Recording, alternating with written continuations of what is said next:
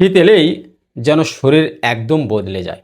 হঠাৎ ঠান্ডা কাশি, গলা ব্যথা, জ্বর, বুকে কফ জমে থাকা, শরীর ব্যথা আর দুর্বলতা, এই সমস্যাগুলো একের পর এক দেখা দিতে থাকে।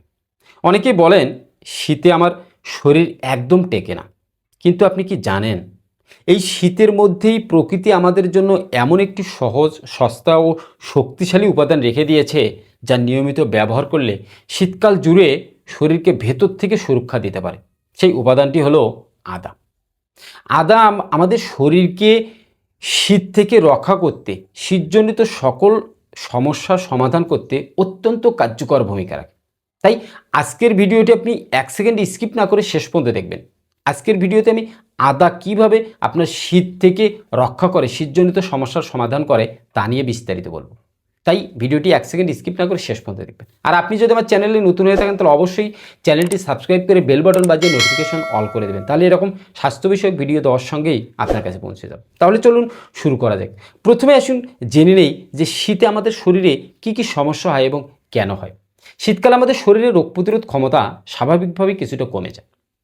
ঠান্ডা বাতাস, কম রোদ, ঘাম কম হওয়া আর হজম শক্তি দুর্বল হয়ে পড়ার কারণে শরীর সহজেই ভাইরাস ও ব্যাকটেরিয়ার আক্রমণে আক্রান্ত হয়। আদা ঠিক এখানেই কাজ করে। আদা ভেতরে থাকা প্রাকৃতিক তাপ সৃষ্টিকারী উপাদান শরীরকে ভেতর থেকে উষ্ণ রাখে এবং ঠান্ডার বিরুদ্ধে একটি প্রাকৃতিক ঢাল তৈরি করে। আদা আমাদের শীতকালে শরীরের ভিতরে তাপ উৎপন্ন করে আপনাদের শরীরকে গরম রাখতে সাহায্য করে এবং এই গরম রাখার মাধ্যমেই আদা আমাদের শরীরকে শীত থেকে রক্ষা করতে পারে। এবার আসুন জেনে নেই আদায় কী কী মেডিসিনাল প্রপার্টিজ আছে যার কারণে এটি আমাদের শরীরের জন্য এত কার্যকরী। আদার মূল শক্তি আসে এতে থাকা জিঞ্জাল এবং সেগোয়াল নামের উপাদান থেকে। এই উপাদানগুলো কি করে, আপনার শক্তিশালী অ্যান্টি ইনফ্লামেটরি, অ্যান্টিভাইরাল হিসেবে কাজ করে। শীতকালে যখন ভাইরাস, জ্বর, সর্দি কাশি দ্রুত ছড়ায় তখন আদা শরীরের ভেতরে ভাইরাসের বংশবিস্তার ধীরে ধীরে রোধ করে দেয় এবং রোগ প্রতিরোধ ক্ষমতা অনেকটাই বাড়িয়ে দেয়।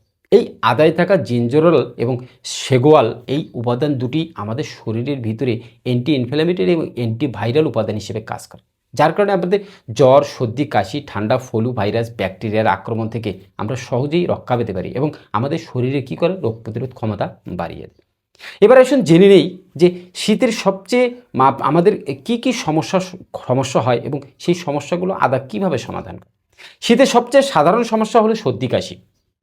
আদা গলার ভেতরে জমে থাকা কফ জমতে দেয় না এবং এটি বের করে দিতে সাহায্য করে এবং শ্বাসনালীকে পরিষ্কার রাখে। আদা খেলে বুকের ভেতরে জড়তা কমে, শ্বাস নিতে আরাম হয়। এজন্যই প্রাচীনকাল থেকে শীতকালে আদা চা বা আদা লেবু পানি খাওয়ার চল রয়েছে।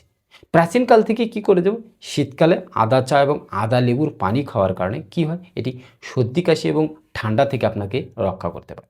আরেকটি সমস্যা হচ্ছে শীতে অনেকেই গলা ব্যথা এবং গলায় খুসখুস ভাব দেখা দেয়।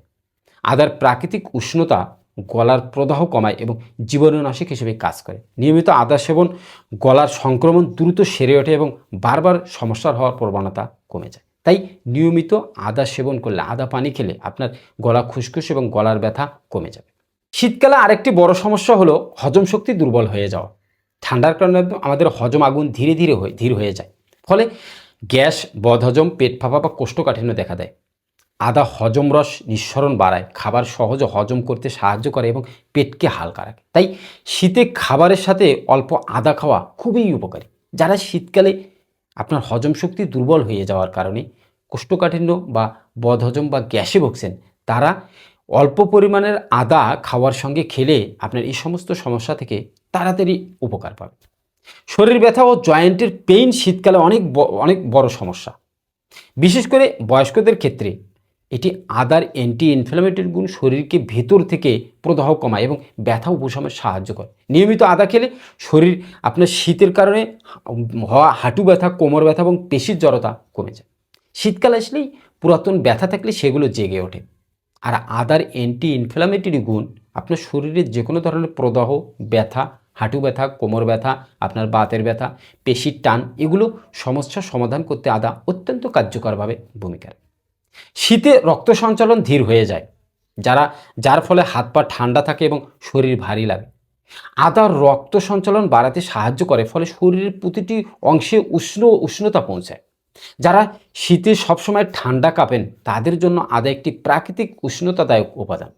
শীতকাল আসলে প্রচণ্ড শীতের কারণে আমাদের রক্ত সঞ্চালন কমে যায়। আবার রক্ত সঞ্চালন কমে গেলে আমাদের শরীরে কি হয়, বেশি ঠান্ডা লাগে এবং ভারী ভারী ভারী লাগে। আর এই আদা শরীরে রক্ত সঞ্চালন বাড়াতে সাহায্য করে এবং এটি আপনার শরীরের প্রতিটি অঙ্গ প্রত্যঙ্গে রক্ত সঞ্চালন বা রক্ত পৌঁছে দিতে সাহায্য করে। তাই আদা আপনার শীতকালে একটি প্রাকৃতিক উষ্ণতা, একটা প্রাকৃতিক গরম তৈরি করার জন্য অত্যন্ত কার্যকরী। রোগ প্রতিরোধ ক্ষমতা বাড়ানোর ক্ষেত্রেও আদার ভূমিকা খুবই গুরুত্বপূর্ণ। আদা শরীরের সাদা রক্তকণিকা কার্যকারিতা বাড়াতে বা যা সংক্রমণ বিরুদ্ধে লড়াই করে। যারা শীতে বারবার অসুস্থ হয়ে পড়েন তাদের খাদ্য তালিকায় আদা নিয়মিত রাখা উচিত। আপনার আপনার হোয়াইট ব্লাড সেল এটি আপনার কি করে, শরীরের আপনার কি করে, রোগ প্রতিরোধ ক্ষমতা বাড়ায়। আর আদা আপনার এই কার্যকারিতা বাড়াতে অত্যন্ত কার্যকর ভূমিকা রাখে। এখন প্রশ্ন হলো, শীতে আদা কিভাবে খাবেন? সবচেয়ে সহজ উপায় হলো আদা চা, কাঁচা আদা কুচি কুচি দিয়ে হালকা চা বানিয়ে খেলে শরীর গরম থাকে। আদা লেবু গরম পানি শীতের সকালে খালি পেটে খেলে ইমিউনিটি শক্তিশালী হয়। রান্নায় আদা ব্যবহার করলেও এর উপকার পাওয়া যায়। দিনে 5 থেকে 10 গ্রাম কাঁচা আদাই যথেষ্ট, আপনার বেশি খাওয়া যাবে। আপনি আদা চা বানিয়ে খেতে পারেন, আদা দিয়ে চা বানিয়ে খেতে পারেন এবং আদা আপনার ইমিউন সিস্টেমকে বুস্ট করতে পারে। আদা রান্না করে খেলেও উপকার পাওয়া যায়, তবে কিছু সতর্কতা জানা জরুরি আছে। অতিরিক্ত আদা খেলে বুক জ্বালা বা অ্যাসিডিটি হতে পারে। যাদের আলসার, অতিরিক্ত গ্যাস্ট্রিক বা রক্ত পাতলা করার ঔষধ খান তারা অবশ্যই পরিমিত পরিমাণে আদা খাবেন এবং প্রয়োজনে আপনার চিকিৎসকের পরামর্শ নিয়ে তারপরে এই আদা খাবেন। সবশেষে বলতে চাই, শীত মানে অসুস্থ নয়। যদি আমরা প্রকৃতির নিয়ম মেনে চলি, আদা হলো শীতকালের জন্য প্রকৃতির দেওয়া এক অসাধারণ ঢাল। নিয়মিত সঠিক পরিমাণে আদা ব্যবহার করলে শীতকাল জুড়ে শরীর থাকবে উষ্ণ, শক্তিশালী ও রোগমুক্ত। তাই আদা আপনার প্রতিদিনের সঙ্গী করে নিতে পারেন এই শীতকালে, শীত থেকে ভালো থাকার জন্য। আজকের ভিডিওটি যদি আপনার একটু ভালো লেগে থাকে, যদি আপনি আজকের ভিডিও থেকে সামান্য কিছু শিখে থাকেন, তাহলে অবশ্যই একটা লাইক দিয়ে কমেন্ট করে ভিডিওটা আপনার বন্ধুদের দেখার জন্য সুযোগ করে দেবেন।